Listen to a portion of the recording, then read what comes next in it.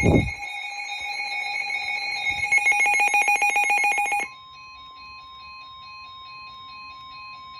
National Weather Service in the Quad Cities has issued a severe thunderstorm warning for Keokuk County, northern Johnson County, Benton County, northwestern Washington County, northwestern Jones County, Lynn County, Iowa County, until 7:45 a.m.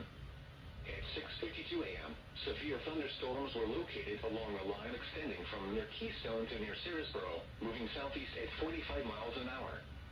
Expected hazards include 60 miles an hour wind gusts and penny-sized hail.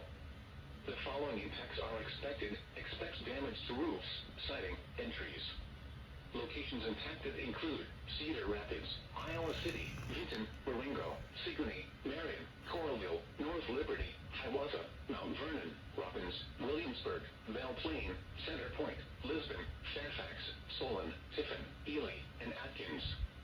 This includes the following highways: Interstate 80 in Iowa between mile markers 205 and 244. Interstate 380 between mile markers 1 and 48. Take cover now.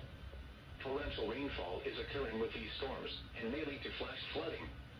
Do not drive your vehicle through flooded roadways.